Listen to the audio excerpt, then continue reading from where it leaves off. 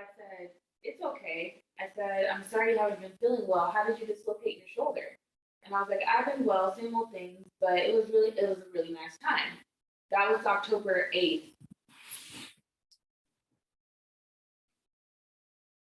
The following morning, and I haven't heard from October 8th.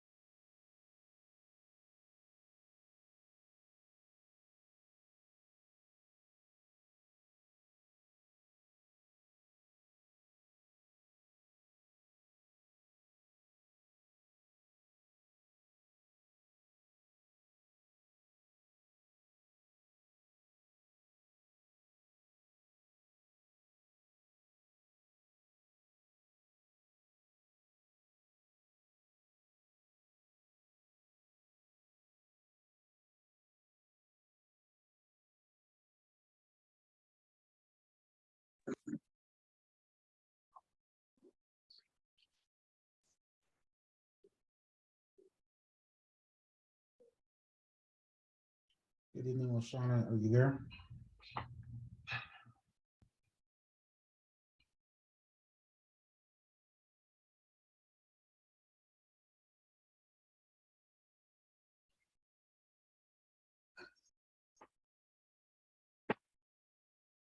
Hello, Madam President. Good evening, sir. I apologize. I have my volume down. I did not Oh, hear you. that's fine. I actually I have saw my, your box lighting up and I said, uh-oh.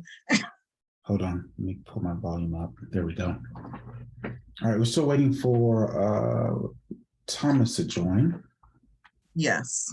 As soon as he joins, we'll go ahead and get started. Great. There's a slight correction to the agenda. Numeral number 8 should be omitted.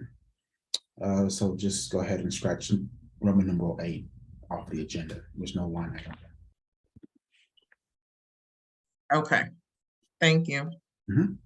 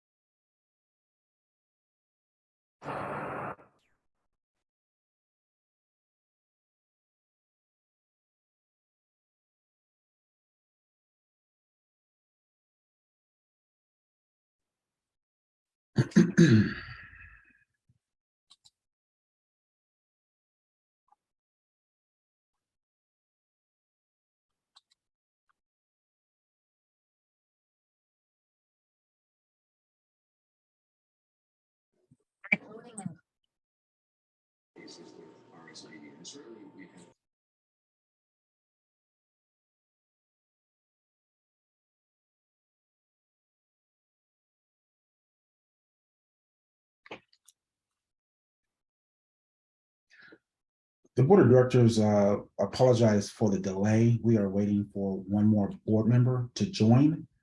Once Thomas joins us, we will get started. Okay.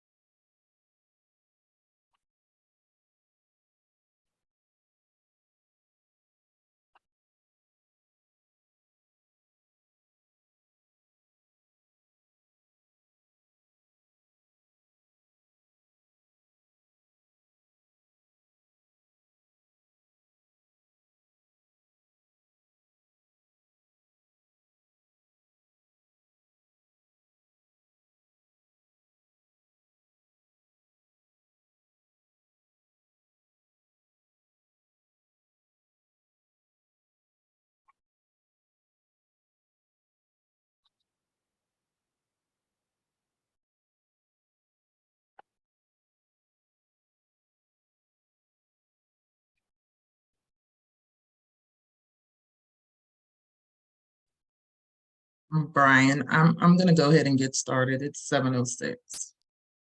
Okay. All right. Good evening, everyone. I want to thank you for attending the final quarterly meeting for 2022. I'm gonna call this meeting to order. The time now is 7:06 p.m. Mr. Secretary, can you do the roll call, please? Sure. LaShawna Spencer, President. Present. Thomas McKeithen II. He is absent right now. Brian Creighton Senior, Secretary, present. Thank you.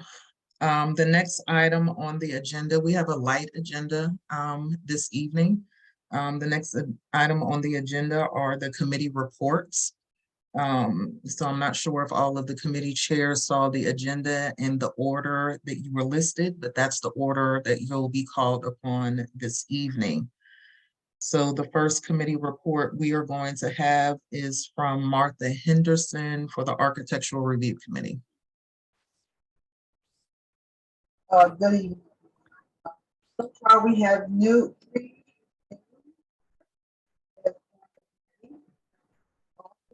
So we're looking for. We're having a hard time hearing you, ma'am. I'm gonna talk louder. Can you hear me now? Yes. Well, we have 3 new committee members for the art committee, which is awesome. We're still looking for new members still. We're in the process of doing the denial letters and getting that up to par. The only problems we're finding with the applications is that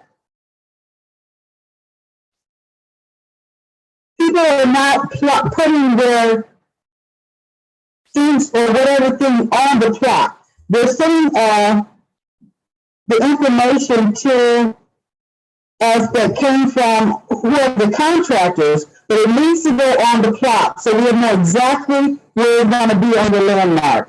So if it's not on the plot, we are denying those. So if you have any questions, feel free to send us an email or any to the board, to myself, and we'll be glad to answer any questions. Other than that, everything else is going great. Thank everyone for their support. Okay. I'm gonna try to recap for you because there was some distortion. I'd also like to ask all of the homeowners to please keep your phone on mute until you're called upon to speak so we don't have feedback. And then there will be a portion for community engagement. So you had some distortion, so I just want to try to recap. I believe you said that everything is going well. However, some homeowners are submitting applications that do not have their project clearly outlined on the plat for their property. And you wanted them to be reminded to do that. Is that correct? Absolutely. Okay. All right. Thank you, ma'am. Thank you. Next is Nicole Moultrie for communications. Good evening, everyone. I am actually going to report for both communications and community events. So I'll start with communications. And I just first like to thank all of my committee members. They are consistent and faithful and very, very helpful. So thank you guys so much for your commitment. Thank you for your commitment to the committee. We are currently using a number of methods to get communication out to homeowners. That includes email messaging, social media posts. It includes the physical signs that are in the community. There's one at the front entrance and one leading up to the entrance to the Linden Grove and Bancroft intersection. And then we are also still doing quarterly newsletters, and then we also send text messages through WhatsApp. There are many ways to stay connected, but the best way to stay connected with us is through the Community Pro portal. It is an online registration that you create. The link is in almost every message that goes out. It is also posted on those signs to sign up at centurymgt.com. So we encourage homeowners to please opt into the portal. That is the primary method for all official HOA information. You're also encouraged to follow us on social media, be connected through the text messages and things like that as well, because they will often refer to those emails. As of right now, we are working on finalizing the final Q4 quarterly newsletter for 2022. Moving into 2023, we will likely move to monthly updates rather than doing weekly emails and quarterly newsletters. So more news to come on that as we develop and finalize what that plan will look like. And then again, there is a new version of the portal. So if you have not had a chance to log into the portal, please do. It is much more visually appealing. It is a little bit easier to navigate just because things are more visual instead of just text. There's images and the fonts and things just look a lot easier to identify. So if you're looking for how to opt into the email messaging, you'll go into the portal, you'll log into your account. On the left-hand side, you'll select My Profile, and then it's big and bold right in the middle, it says emails, and you just check the box to opt in. Simple, easy, quick, I promise. And I will not inundate your email inbox with too much information. We try to keep the information concise and relevant. So sometimes there may not be an email because there may not be much to share. Last but not least, if you have an interest in helping us with getting the message out, whether it's helping promote events, helping with the signing, helping with creating language, posts for social media, we welcome you to join our committee meetings. We currently meet bi-weekly. I do not actually have the next meeting date in front of me because that is TBD as we are leading into the holidays. But once that is available, I will of course share it out via email. And then I'm also going to report for community events, if that's okay, LaShawna, for me to transition right over. Yes, ma'am. Awesome. All right, so Mallory is currently out of town, and so I'm reporting on her behalf tonight. The last major event was National Night Out in August, which was a huge success. So thank you to all who participated, contributed, or was a vendor. If you helped in any form or fashion, a huge thank you. This event will only continue to get better each year, but it takes a lot of people to pull together. So thank you for everybody who's helped. The next major event is our Halloween trick-or-treat / trunk-or-treat event. That is going to be Monday, October 31st. There will be a trunk-or-treat activity for children 16 and under to do a costume parade, and then trunk-or-treat. It's a safe option if you have little ones who maybe can't walk the whole neighborhood and do traditional trick-or-treating or are new to trick-or-treating. It's also just a really great way for the community to come together in one location. And so that will begin at 6 p.m. and then we will transition into the activity and the traditional trick-or-treating, excuse me. So there will be more formal email messaging that goes out next week to kind of give a guideline as to do's and don'ts and best practices, if you will, safe trick-or-treating practices from the county as well. So just be on the lookout for that. But if you're interested, make sure you come out on the 31st to participate in the community-wide trick-or-treating Halloween event. And then last but not least, please, please, please, please accompany your children. We do not want to have anyone's safety in jeopardy. We want to make sure that we are all operating under safe practices. So please do not send children unattended and do not drop children off and leave them unattended.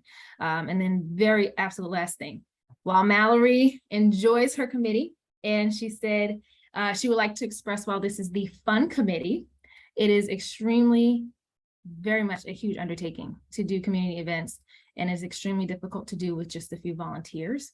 And so we oftentimes have a lot of suggestions and ideas, and we would love to do even more, but we need more bodies and more volunteers. So if you're interested, if you have wonderful ideas, if you have the availability, please attend the community events meetings and help in those events. Even if you can't attend or commit to the committee, you can attend as it gets closer to the event to sign up as a volunteer. So please, please, please help us and volunteer for the Community Events Committee.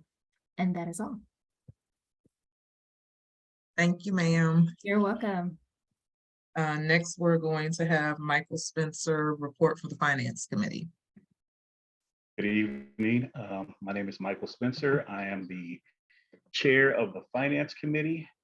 I will discuss the purpose of the committee meeting, the committee meetings, and committee membership. So the purpose of the Finance Committee is to assist in the preparation of the annual budget, and to also track association expenditures. Now, in assisting in the annual budget, we work with the treasurer to draft budget proposals, and throughout 2022, if you've paid attention to the portal, you've seen certain drafts of the annual budget for 2023.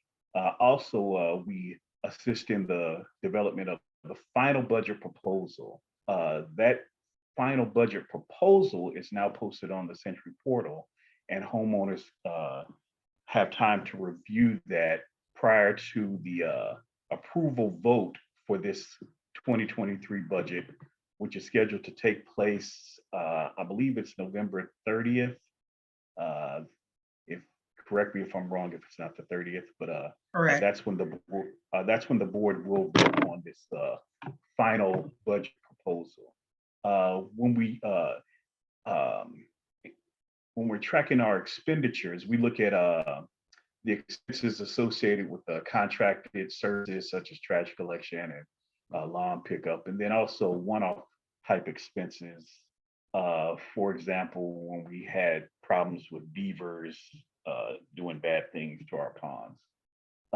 As far as our meeting minutes or our meetings, the meetings are scheduled to take place on the fourth Monday of each month at 7 p.m. So our next meeting is scheduled for the 24th of October. And these meetings take place in Microsoft Teams, and they're open to all homeowners, not just committee members.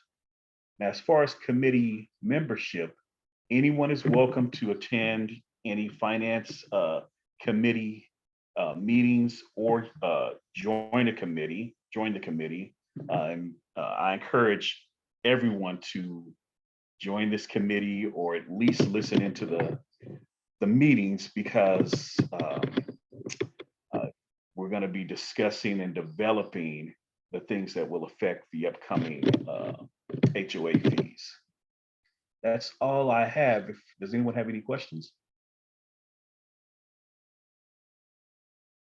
All right, thank you. Thank you. Next, we have the Landscaping Committee. Brian, I believe you were going to take that. Yes, good evening. I'm going to, I know Hans Lasway is on the line. If Hans would like to jump in and actually run down the committee notes, that's fine. If not, I can do it. Hans, are you there?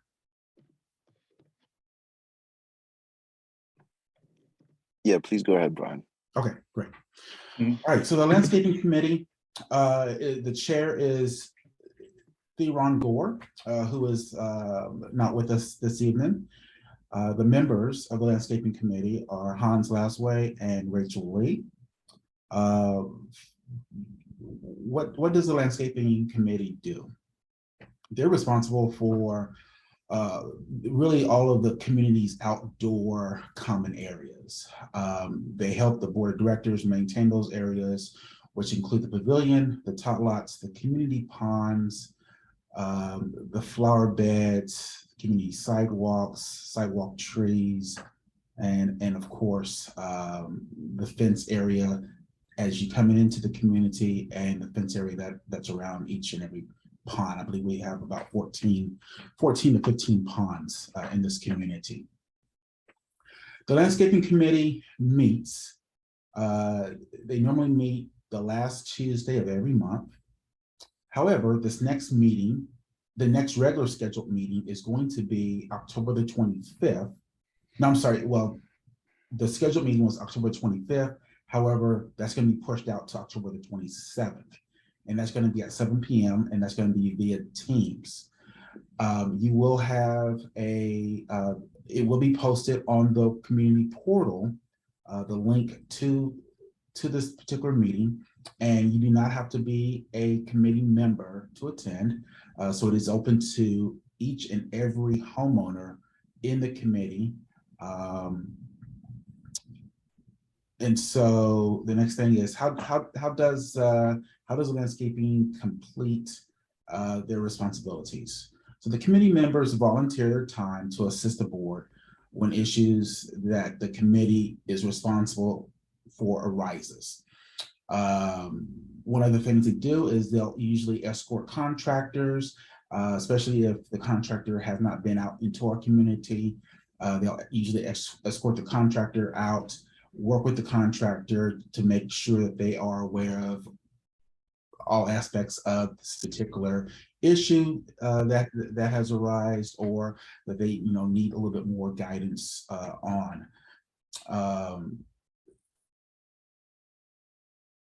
They also work with the board of directors on moving forward to maintain the community landscape and fences to a state of readiness. The landscaping committee is really in need of volunteers. They're really asking for homeowners to volunteer. You do not need to be an expert in landscaping or anything of that nature. It's pretty much on the job training, but yet and still we need volunteers. The committee is aware of the community's opinions on landscaping issues. And again, they need homeowners to get involved and not just complain, but have an active role in the landscaping. What else is there? They would like for the homeowners to bring their opinions to the committee meetings. That will help the overall landscaping committee maintain our community's landscaping. And again, they meet the fourth Tuesday of every month, except for this month. The next meeting is going to be held October the 27th at 7 p.m. via Microsoft Teams.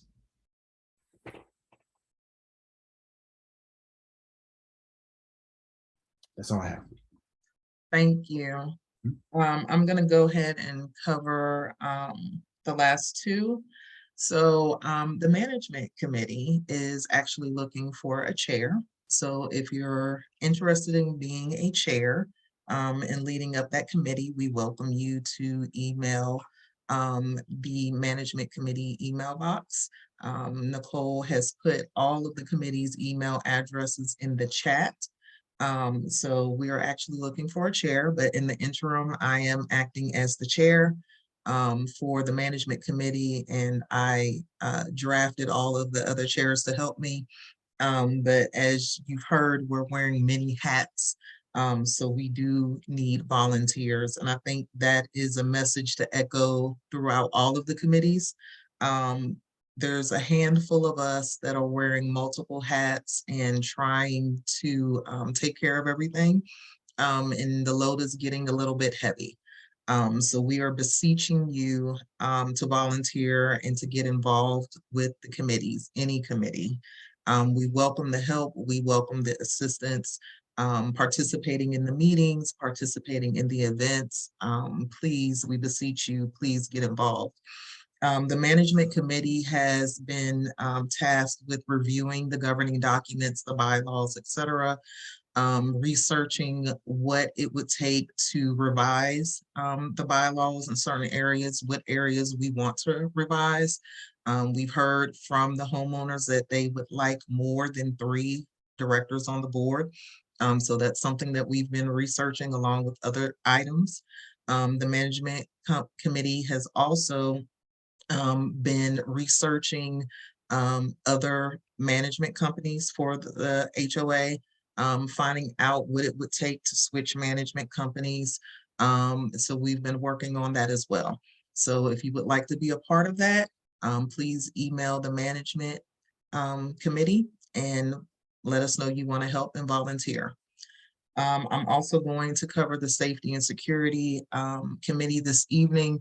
That chair is Ernie Jones. He is working this evening, is unable to attend, but his committee, the last event was the National Night Out, which he partnered with the fund committee Community Events Committee. It was a huge success. And we want to thank everyone for coming out and supporting. And they're already making plans for next year. The Safety and Security Committee has also been teaming up with landscaping, with different areas, security around the ponds, et cetera. So a lot of the committees work together to make sure that we have what we need in our community. So that is the last committee report. Again, I just want to echo all of the committee's email addresses are in the chat. And we are sincerely asking you to please consider joining a committee and helping us out. If you would like to see the committees continue and continue to do the work that we've been doing, we're going to need some help to keep that going. So next on the agenda, we have one board item, which is the FY 2023 proposed budget and assessment fee. And I'm going to turn it over to Mr. McKeithen, the treasurer. Good afternoon, family. Good afternoon, community. Thomas Lee McKeithen II, the treasurer for the association. It's been my pleasure to serve you this year. I'm here to talk about, we're at the finish line, almost there, about our FY 2023 budget. What I will do is to kind of talk to you about the budget process that we agreed to.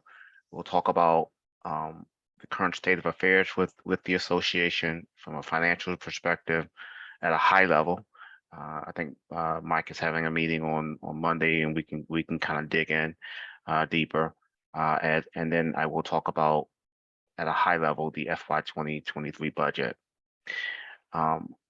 Going into this budget process, one of the things that we committed to as a board and I as treasurer committed to is a very, very transparent, open budget process. We committed to releasing 3 drafts or 3 versions, listening to the community, hear community input, and then making some decisions. So we've done that.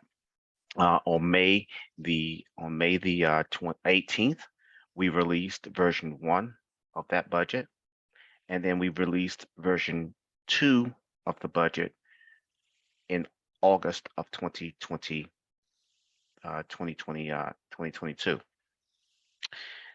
What were the major differences between version 1 and version 2? Version 1 just kind of left things as they were. When I say left things as they were, we took into account any increases that we would need to do in core services, as well as it was a service-based budget. Anything that was net new, that's what we did. When we came for 20, and so we were at a $739 assessment fee for proposed for FY 2023. And that was due to the fact that, one, we did not have the state requirement at the time. We did not factor in the state requirement at the time around the reserve study.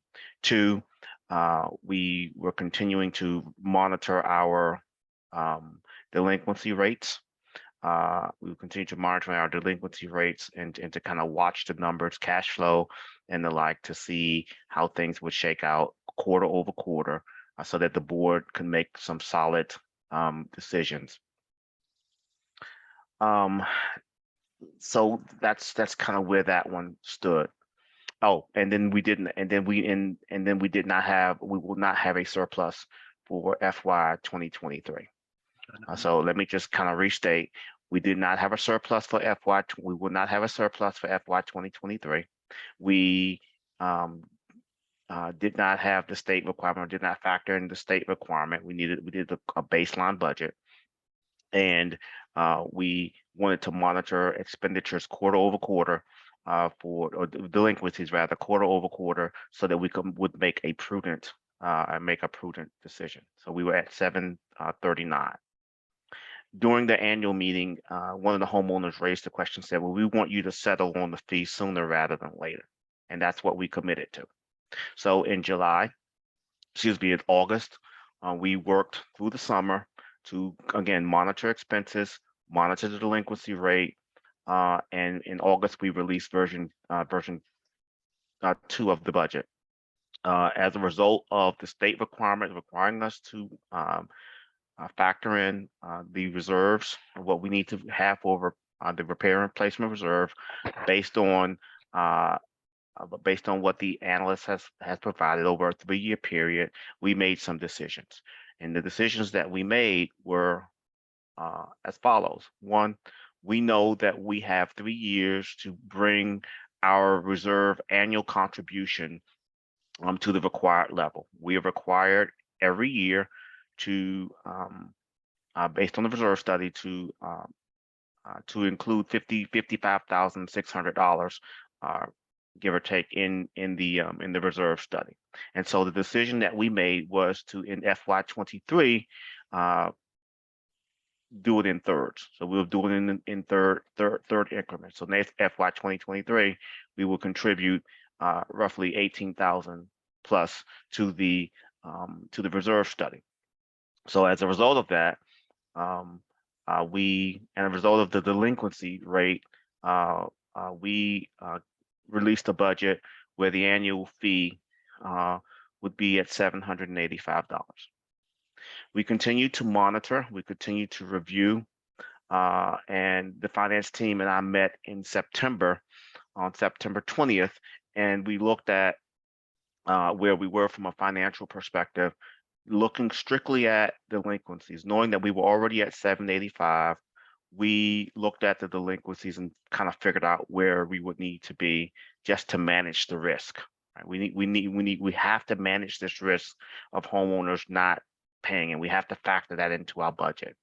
And during those conversations, we agreed that the risk that we would have to manage and the impact to homeowners was too high, and thus we wanted to wait to release the version 3 of the budget until October, until Q4 had settled. And so that's what we've done. We've released version 3 of the budget, which is the final budget proposal that the board will approve in November. And we are at $788 for the assessment fee for FY 2023. This is a $16,000 plus increase over the FY 2022 budget. We are not recommending that we move away from the quarterly assessments. So you still be able to pay your quarterly assessments, and the quarterly assessment would be $197. And in the budget document that we provided, we also show you what it looks like on a monthly basis. There are not any changes to core services, but we have had to again increase our allowance for delinquent accounts, and we're going from 10 units in FY 2022. FY 2022 to 22 homes in FY 2023. We will continue to monitor this number as we go into final approval, and if there's not significant improvement, or if the rate gets worse, I may have to come to the board and recommend that we increase our allowance. And for transparency, right now, as we sit here today, we're going to talk about current homeowners. Current homeowners, our total arrearage is $64,700. Our total past due is $45,776. What does that mean, Treasurer? That means that for the current year where we sit, we've got roughly $17,700 of delinquents for the current year. That's what that means. So what's the impact to the budget? We're continuing to monitor our cash flow. As of today, we have $58,000 plus in our checking account. That's money market and checking accounts. And we have $99,000 plus $99,000 in our reserves. Are we okay? You asked me, are we okay? We are managing the risk. That's the answer. We're managing the risk. So we do need to recover Excuse me, I don't mean to cut you off. And I One don't sec- know if you're one going second. on these calls. But One no, second. because time out. I need to understand this. So Hold on, sir, what? sir. One Sir. second, sir. You Sir, have to hold on, listen. Y'all sir. gotta listen for a second. I need to I'll understand take the this. question, Brian. I'll take the Okay. question. I'll Yeah, take the please question. take the question. I I'll need to take the understand question. this. So if I pay, what was the last year? $600. Yes, sir. So now I'm going to pay close to 800 because some people ain't paid there because others they didn't pay. Is that what you're telling me? I got to pay $200 more because some of my neighbors didn't pay. Let me try this again. Please, that's not making sense to me. No, I will explain it, sir. Not a problem. We had a surplus for 2021 and 2022. 2020 and 2020. 2020. I've been paying that since 2013. So, sir, please okay. let me provide the answer. I'm happy to provide the answer. We had a $66,943 surplus. We factored that into the 2022 budget. Thank God that we did, because we were able to improve services, but we were able to continue the existing services, i.e. trash, property management, and the like at current levels, and did not have to make cuts. Okay, so for FY 2023, and for FY 2023, we do not have a surplus. We have a delinquency, and we have a state requirement that we have to adhere to. So there are a number of factors that we have to consider as we go down this path. And so we committed to a very transparent budget process.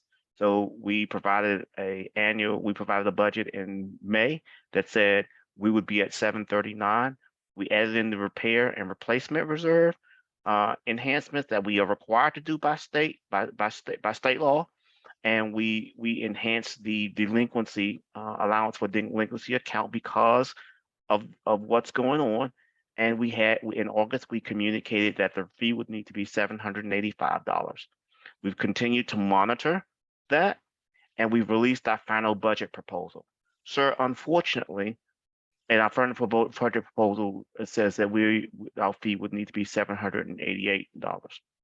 Unfortunately, sir, as the board works through this process, we have a number of factors that we have to consider, and that's what we've done. With respect to the delinquency, the board has taken the appropriate legal steps against those homeowners who have not fulfilled their obligations, and there will be some more actions that will be taken later this month, unfortunately or unfortunately. But the reality of this is that we have an obligation to have a balanced budget to ensure that core services can be maintained at a high state of affairs.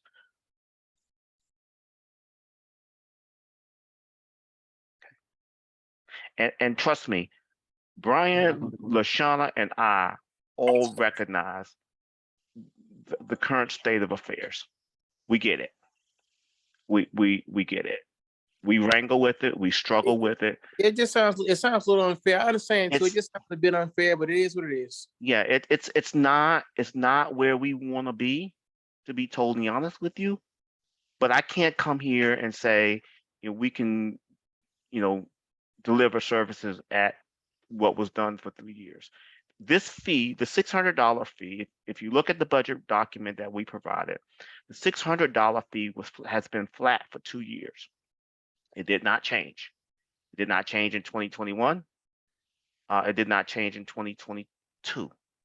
And if you really look at it, it did not change in 20, well, it was 5/22. Can I just say, One second, sir. hold on, You you're interrupted looking my for- time. I just want Okay. to say one thing though. Yeah, sure. I understand it hasn't changed, Mhm. but what has changed is there's more homeowners. More home, so Or $600 that y'all getting. So I'm trying to understand why the fee is going up, but Because- you got people paying the fee. because every home that you add to the community increases your cost. Your costs don't go down.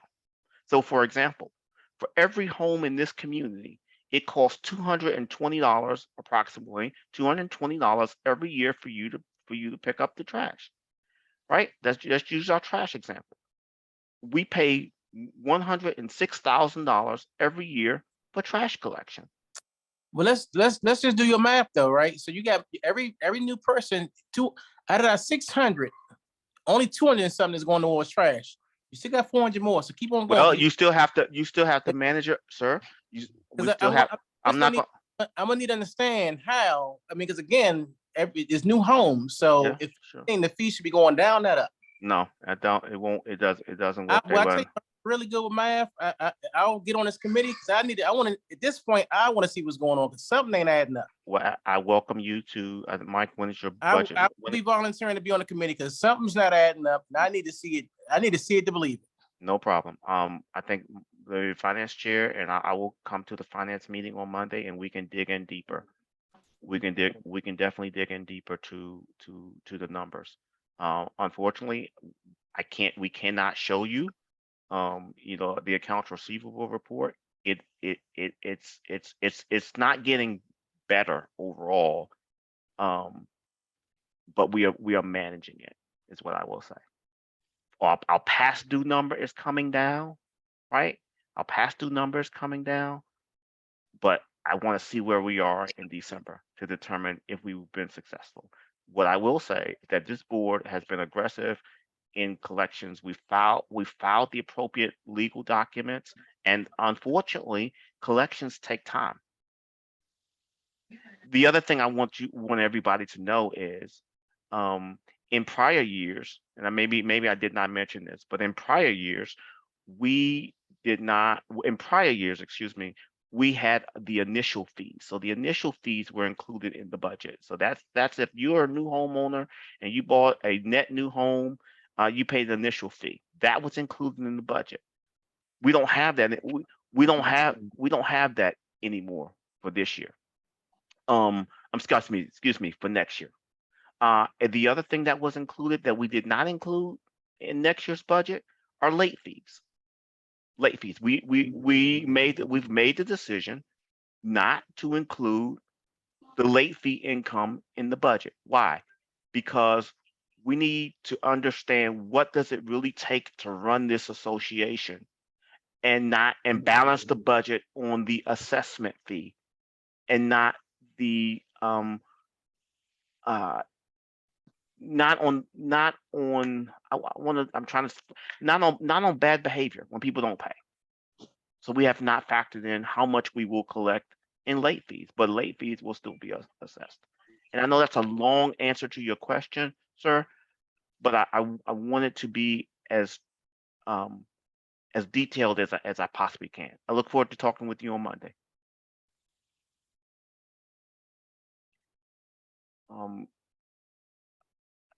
Are there other questions on the FY 2023 budget proposal?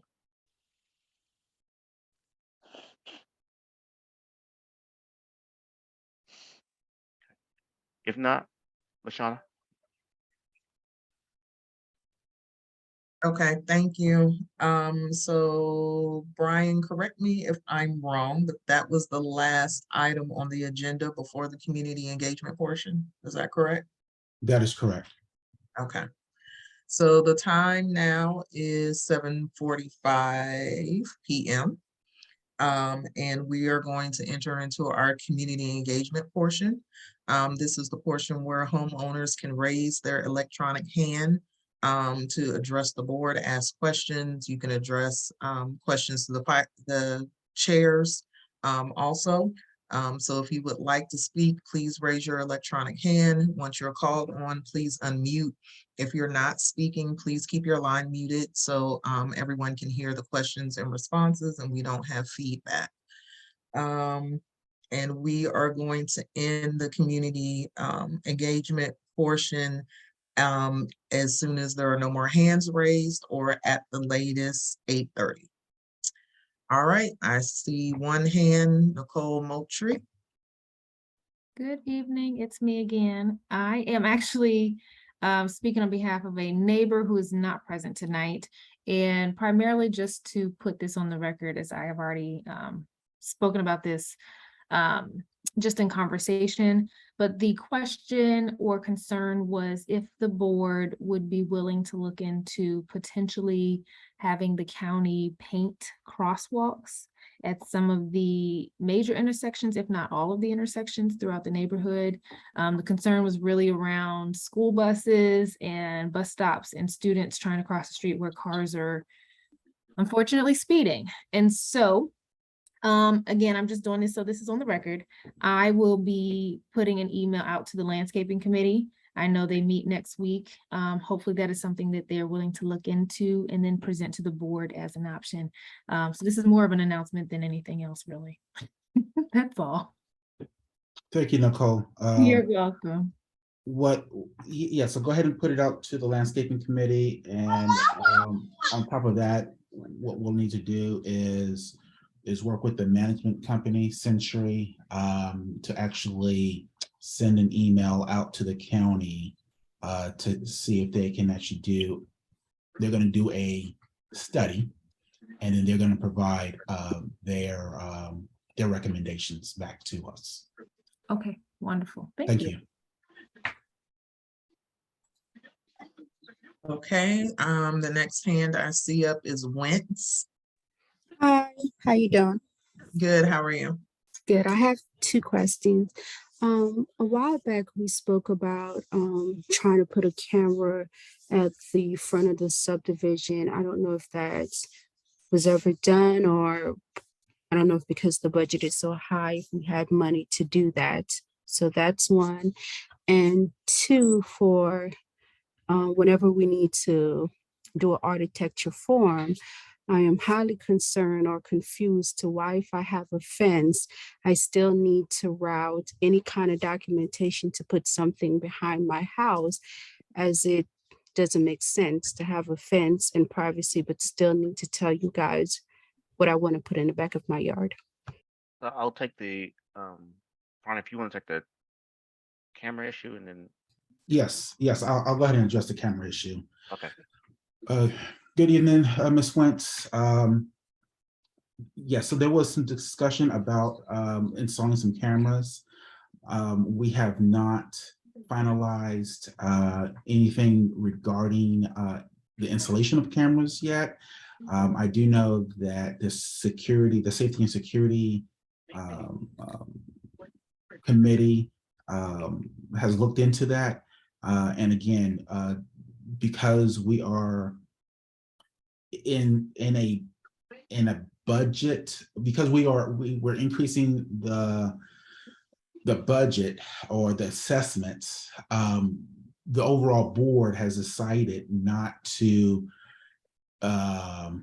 pretty much incur any new expenses. And so with the camera, we have to look at buying the camera, installing the camera, maintaining the camera, and those are going to be monthly, quarterly, and yearly fees. And so therefore, not saying that the cameras are out of the picture, but I will tell you that because where we are in this current budget cycle, that's something that we're going to have to kind of put off and just kind of hold off and wait until we actually can see, hopefully sometime next year, whether it's the second quarter or third quarter, to see if we can actually look at getting those cameras in the following year. Okay, thank you. That makes sense. I can understand that. Welcome. And then for the fence, I mean, so if it's something's in the rear of your home, a deck, a shed, a structure, it's an architectural change. And so it's required by the covenants and declarations. So that's why. Um, So you guys need to see what's behind my house. So that's my thing. Like you put up art, you do architecture form for a fence for privacy. And then I have to put up one to put a shed in the back of my yard. And I feel like that makes zero sense to me. That was the point of writing one for a fence in the first place. yeah. So So that's why I don't understand. so it's required by the ten, I mean, by the covenants and declarations of the of the association. Um, because we just don't want people just, putting up anything willy-nilly. We are looking at putting up, providing some more guidance around this. The architectural team is looking at, writing, additional guidelines in terms of what's required to submit an architectural change.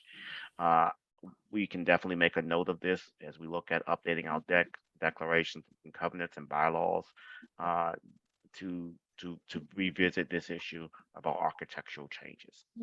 Okay, Let me just add, Thank you. you're welcome. let me just add one piece to that also, about putting things up. So, living in a community, living in a PDU community such as Brentwood, we have to have some conformity. We have to have some guidelines as to the types of structure, because the one thing we don't want to do or have is say you want to build a shed, and then in 5 years that shed starts to fall down, or it gets it becomes an eyesore, not only for your property but also for your neighbor's property. And so we want to, and that's what's in the CCR, which is the covenants and regulations, in order to kind of insulate the aesthetics of the community. Does that make sense? It does. And where's there a copy of that? Yes, ma'am. So you can go out to the portal. All of the CCRs are the covenants and regulations, including the bylaws, are inside the portal. So if you log into the portal, I believe there's a document. I believe the communications actually has a document on how to get to the CCRs. I have to confirm that, but I believe there's some sort of document that will tell you exactly how to get there. Yes, there's a document that explains how to access the portal, how to create an account, and there's also a video that the communications team has put out. So if you can get in contact with the communications committee for those materials, they'll be able to email them to you and assist you with accessing the portal. Okay, and I think those are two main committee I want to join, because I really want to get deeper to see if we're just being nosy people, want to be in other people's business, or we really need to go by the bylaws. So thank you. You're welcome, ma'am. At this time, I do not see any other hands. So as a reminder, the Finance Committee is going to have a meeting this coming Monday, October 24th at 7 p.m. That meeting information has been put on the portal. If you would like to take a deep dive into the budget, the Finance Committee welcomes you to attend that meeting so that you can hear how the budget came about and ask your questions during that time. And then I also would like to remind you of the budget meeting, which is going to occur Wednesday, November 30th at 7 p.m. This is where we will be voting. The board will be voting to approve the final draft of the budget that was just released earlier this week. I'm sorry. I'm sorry. I'm sorry. Before you adjourn, Yes. it's just around the assessments. If you have an assessment and you have not paid, please do so. Please do so. If you're really behind and your balance is above a certain amount, above $500, it will go to the attorney at the end of the month. If you have not paid for Q1, excuse me, for any other quarter during the year, please take care of that obligation. It's very stressful for us to kind of look at. Yo, Tanya, they telling people pay their bills? It's very stressful for us to kind of have to manage this right now. So if you have the balance, please resolve it. Work with Century so you can get on the payment plan. If you have any issues, we'll work it out. But at the end of the month, if you have the balance above $500, we will refer you automatically to the association's attorney. Thank you. Sorry, LaShawna. All right, thank you. There are no more hands, so we're going to go ahead and adjourn for this evening. The time now is 7:56 p.m.